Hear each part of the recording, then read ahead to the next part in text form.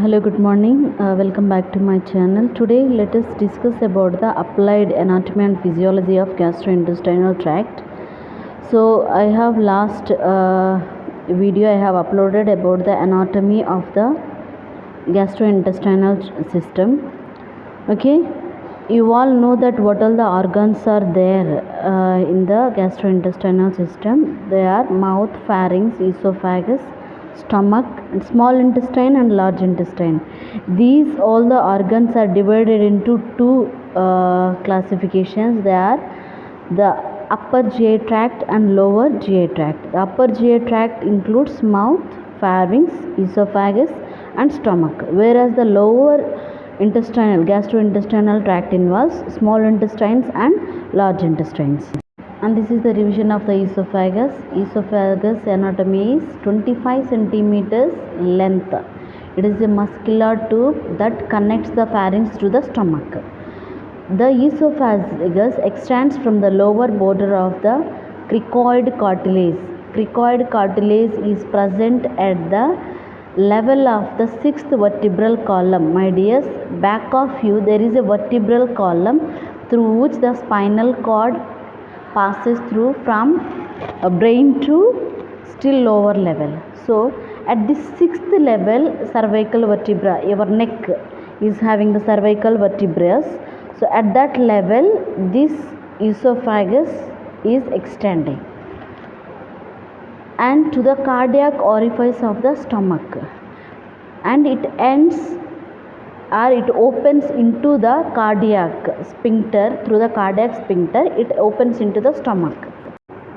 And applied anatomy of esophagus. What happens in the structural deficits, structural related disease conditions in the esophagus? The first condition is the esophageal varices.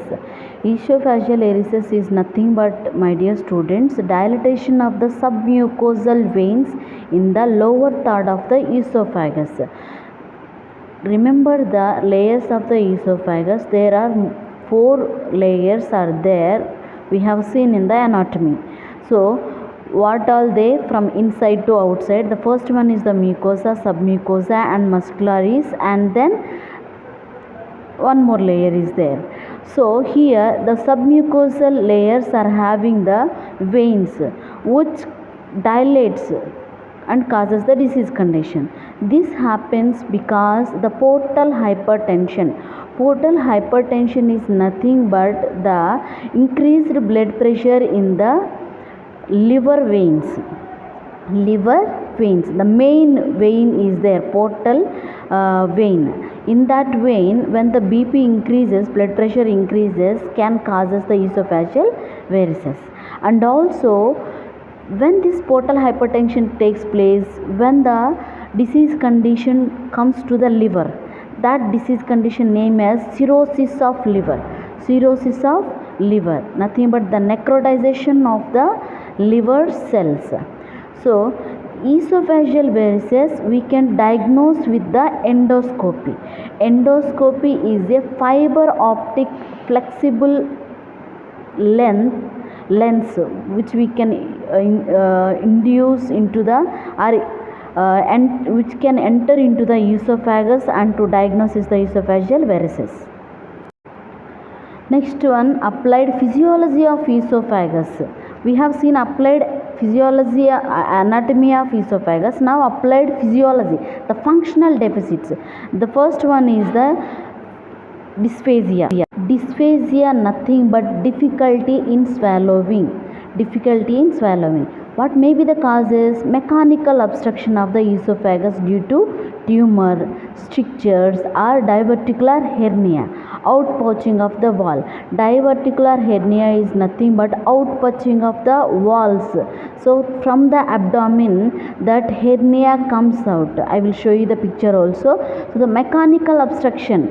Due to the mechanical obstruction, if any tumor grows, any strictures means obstruction comes, or if in case of hernia also, the patient feels difficulty swallowing, and decreased movement of esophagus due to the neurological disorders.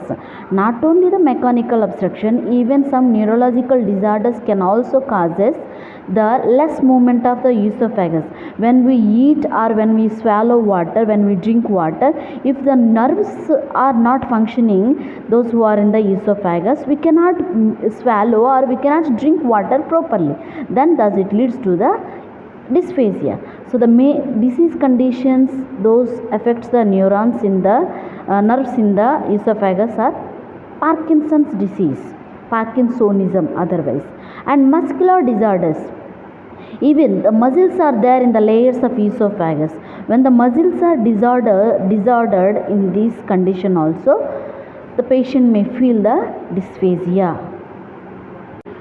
See, here you can see the obstruction in the esophageal area, and here in this picture cardiac muscle disorders which is holding back the food.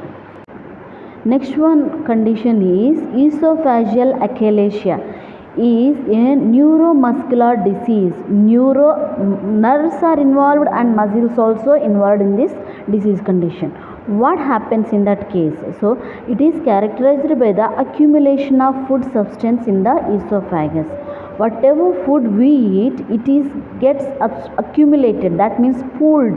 It is not going down into the stomach. It is due to the failure of lower esophageal cardiac sphincter. It is due to the failure of the lower esophageal cardiac sphincter to relax during the swallowing. What happens actually when we are eating food, the cardiac sphincter which is just above the stomach should get relaxed. By that the eaten food will goes into the stomach. But here the cardiac sphincter is constricted, it is forming a ring, so the food is not going into the stomach. So what happens in that case? The food gets accumulated in the esophagus and causes dilatation of esophagus. The esophagus size gets increased. What happens in that case? Dysphagia. When the esophagus is dilated, there is a less space for the trachea to accommodate good amount of air, and also even swallowing, patient cannot swallow properly, and chest pain, weight loss and cough. These are all the things we can see in this disease condition. Revision of stomach. Stomach is hollow organ situated just below the diaphragm on the left side in the abdominal cavity. On your left side of abdominal cavity, the stomach is located, and it is in J shape. The stomach shape is J shape. Volume is 50 ml. It can accommodate, and location 10th thoracic or third lumbar region on your vertebral column on your back, the spinal cord. 10th thoracic ward to the third lumbar region it is extended. The parts of stomach are cardiac region, fundus region, body and pyloric things. I have already explained you these things. You can go to the anatomy video. Next, applied anatomy of the stomach. Displacement of stomach. Sometimes the stomach may displace from its original place. So here pancreatic and pseudocyst abscess in the omentum. The bluish color, the yellowish color one which is there in our stomach, the fat deposition is called as omentum. Here you can see the omentum, the yellow, the fatty colored omentum which is attached to the stomach, just below the stomach, and which is also covering the pancreas. So this is actually holding back the stomach in a position. But what happens, this omentum bursa can push the stomach forward anteriorly, and this displacement is usually visible in the lateral radiographic or CT scan. So when the stomach is displaced anteriorly, that means forward, or posteriorly or backward, we can see through the CT scan or radiographic test. But here what is causing actually displacement of the stomach is what happens, the posterior walls of the stomach may adhere to the part of the posterior wall of the omentum bursa. When this omentum is moving forward or backward, then the displacement of the stomach takes place. So this happens when the pancreas is inflamed or infection occurs in the pancreas. Then this omentum position also changes. Along this omentum position, stomach position also changes. Next condition is the cancer of stomach. This is very common in these days. So stomach cancer, also known as gastric cancer, is cancer developing from the lining of the stomach, the inside or outer lining of the stomach. When it is proliferating uncontrollably, or otherwise it is increasing in number uncontrollably, that is called as gastric cancer. So because the lymphatic vessels of the mucous membrane and the submucosa of the stomach are in lymphatic vessels, just like blood vessels, they are present in the mucosa and submucosa layer of the stomach. That is the reason this stomach cancer can travel to the other parts also very easily. Next condition is the gastric pain. Gastric, remember, that means stomach. The sensation of pain in the stomach is caused by the stretching or spasmodic contraction of the smooth muscles in its walls, and it referred to the epigastrium. That means gastric pain. What happens, you will be like, you must have experienced that the stomach pain. What might be the reason for the stomach pain?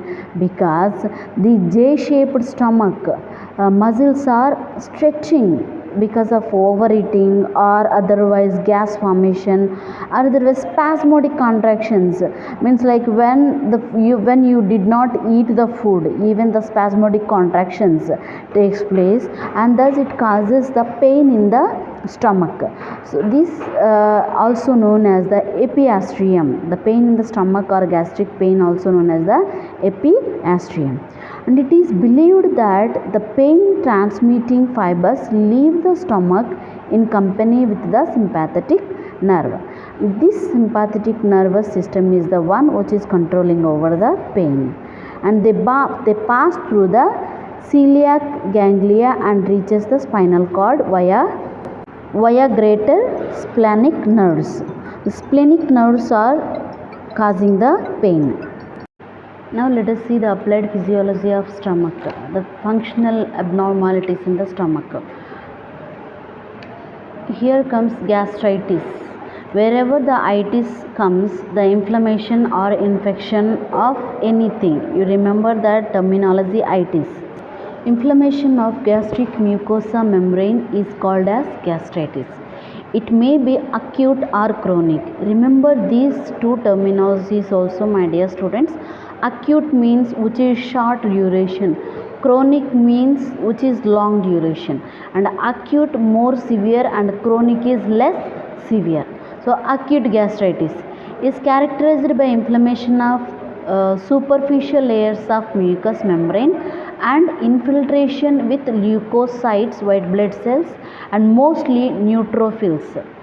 So what happens in the acute gastritis means the inner layer, the superficial layer gets inflamed, and when the inflammation takes place, just remember the inflammation process also, leukocytes moves to the inflamed area. By that the infiltration, or otherwise these neutrophils will enter into the membranes of the mucous membrane of the stomach. Chronic gastritis, it involves inflammation of even deeper layers in acute superficial layers, whereas in the chronic conditions this inflammation goes deeper than the acute condition and infiltration with the more lymphocytes. The white blood cells infiltrated or going through the blood, this mucous membrane in more number, and it results in the atrophy. Atrophy means enlargement of the cells. Atrophy means, remember, enlargement of the cell size.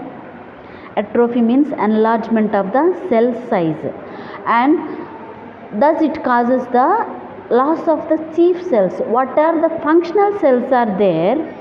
When these cells are increasing in size, so the functional cells will lose.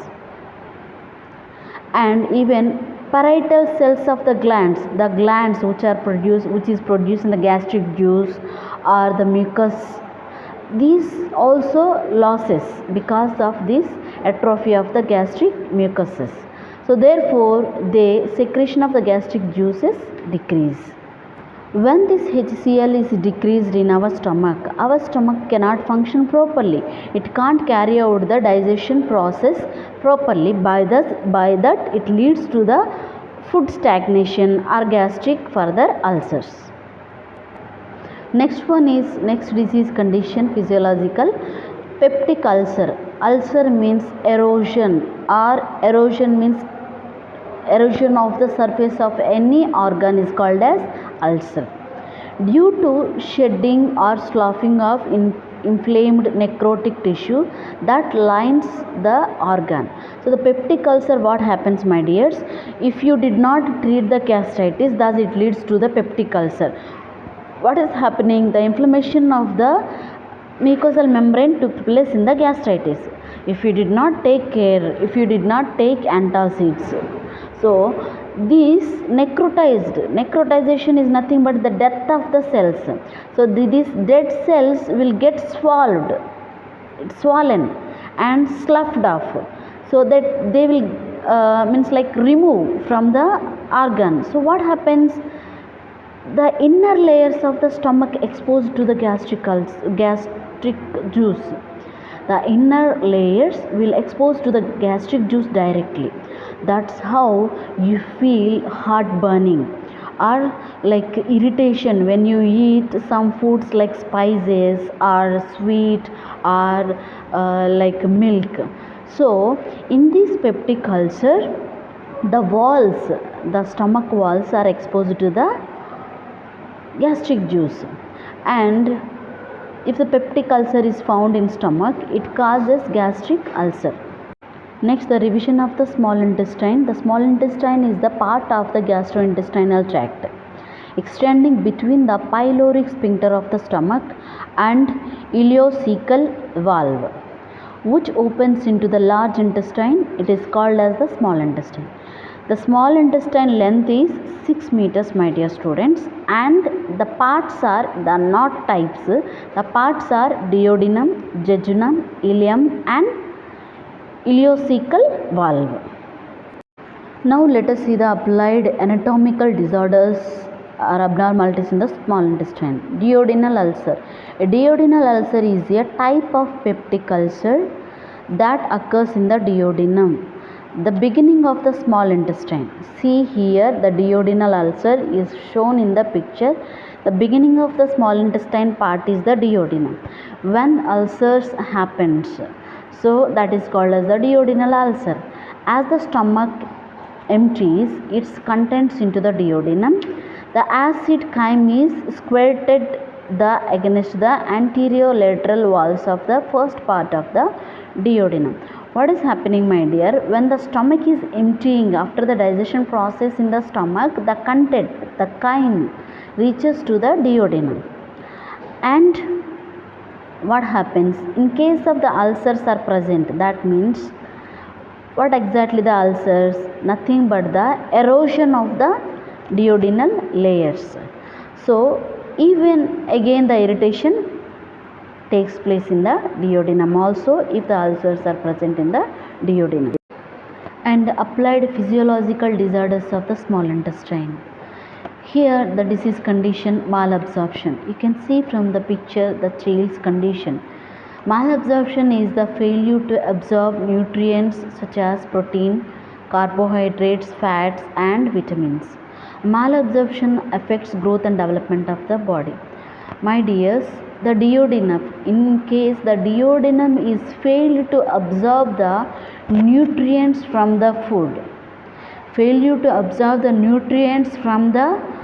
food, then the baby cannot grow normally.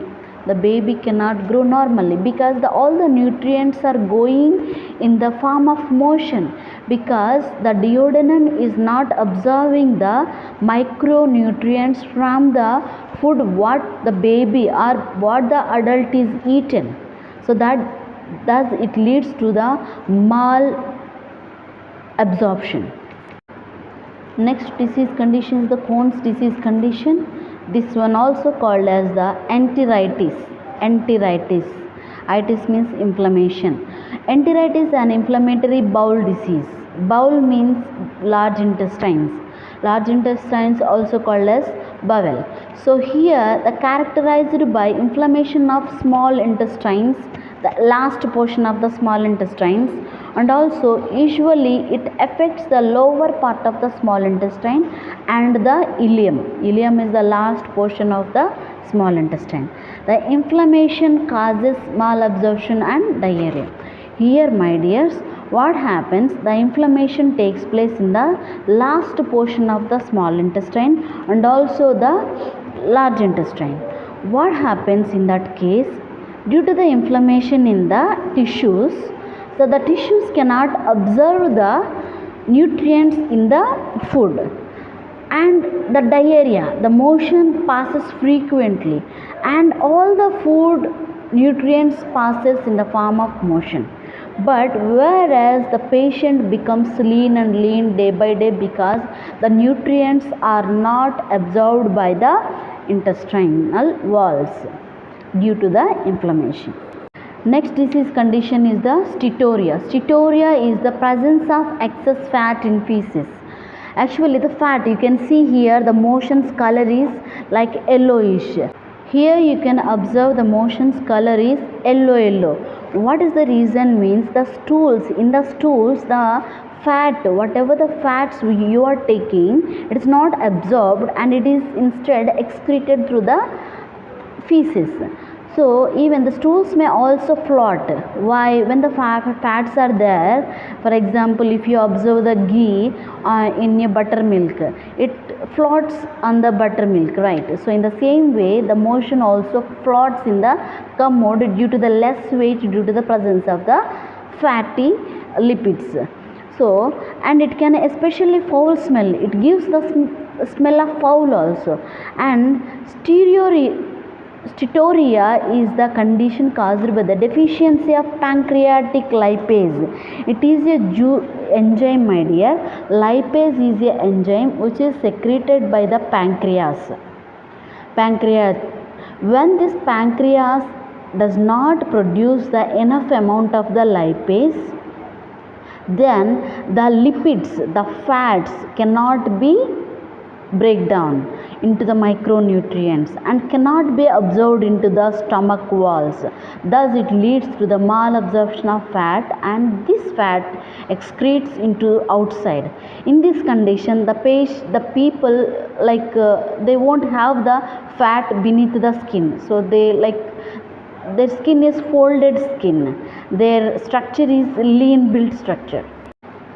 Next one is the celiac disease. Celiac disease is an autoimmune disorder. Auto means inside your body, immune system fights against your own tissue. Inside your body, immune system, the fighter cells will fight against your own tissue is called as autoimmune disorder. And here the cilia, the hair-like structures which are present in the mucous membrane of the stomach, which are helpful to move the food. So this celiac disease is characterized by the damage of mucosa and atrophy. Again, atrophy means enlargement of the cells, the cell size, the increased the size of the cells. So atrophy of villi, the finger-like structures in the small intestine, resulting in impaired digestion. Digestion gets impaired and also even absorption.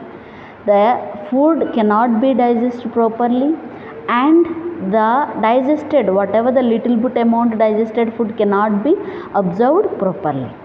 So it also known as the gluten sensitive enteropathy. This disease condition also known as the gluten sensitive. Do you know where the gluten is present, my dears? The gluten is nothing but the sticky substances.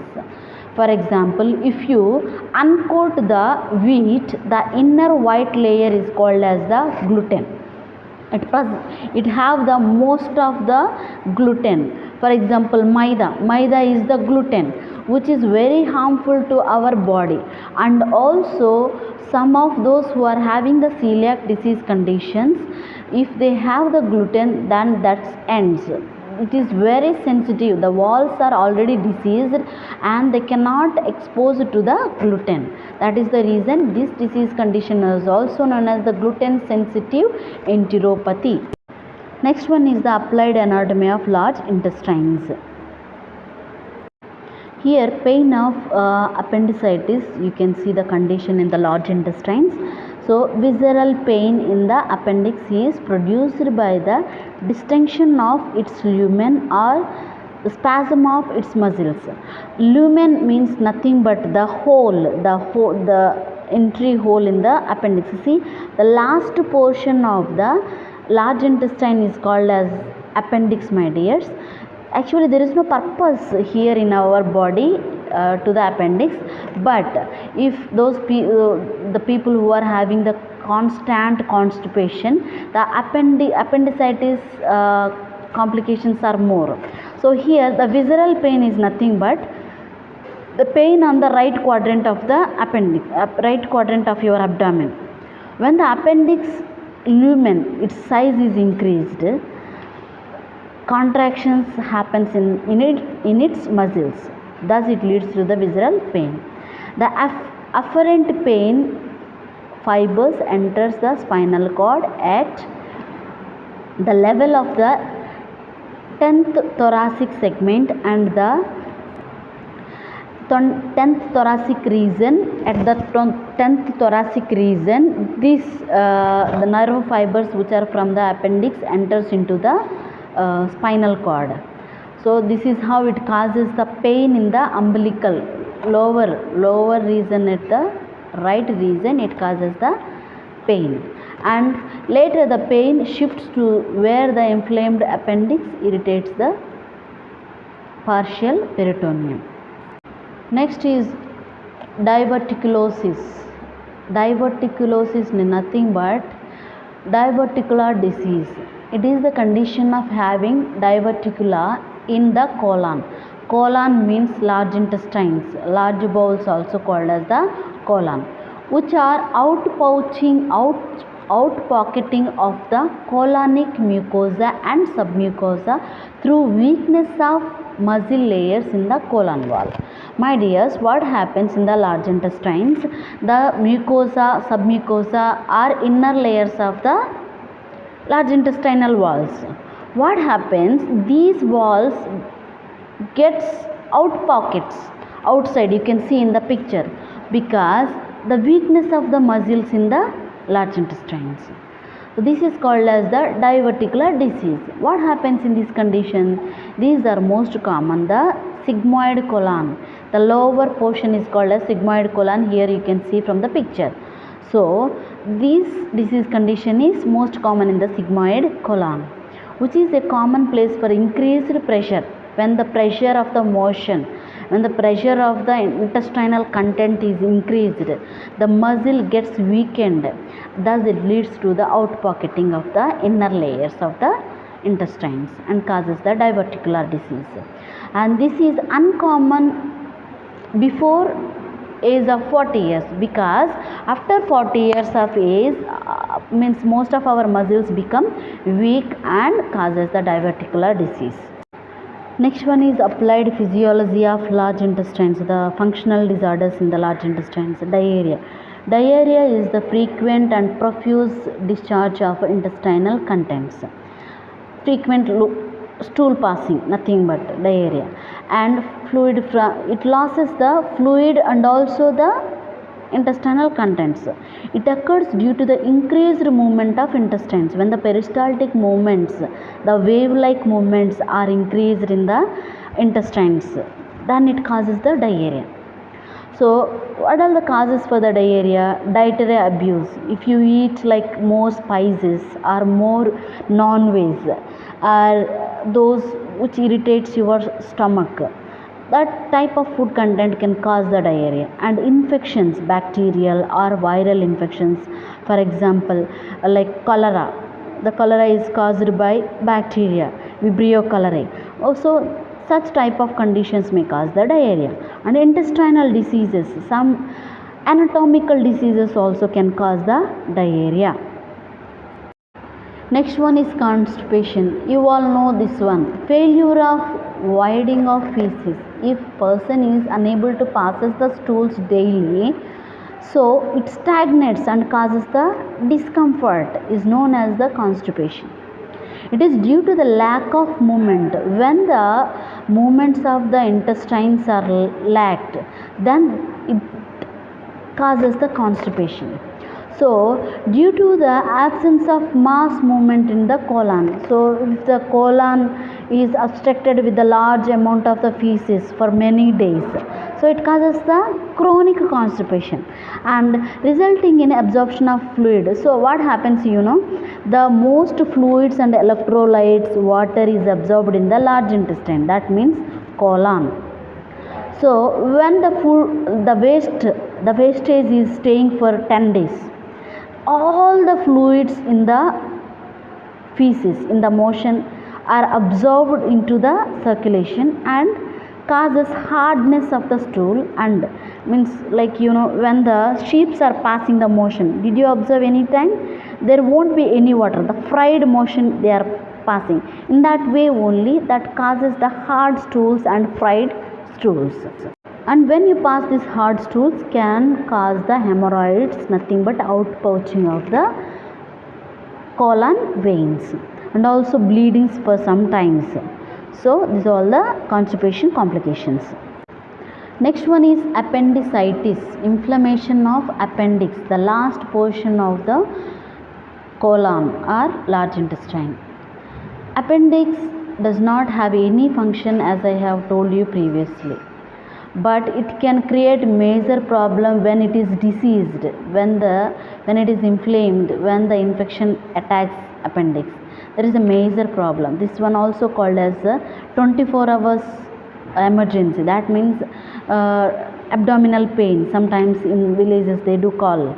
So appendicitis can develop at any age, but the most common age, very common age, is 10 to 30 years of age. In this age, the people may develop the appendicitis. So the inflammation of the appendix. In that case, we'll have to remove surgically. In that, like if it is acute appendicitis, immediately we have to remove surgically. Thank you for watching, and this is a long video. I cannot spit out the video, so I have made a long video. Thank you for watching. Please subscribe, like and share the video. Thank you.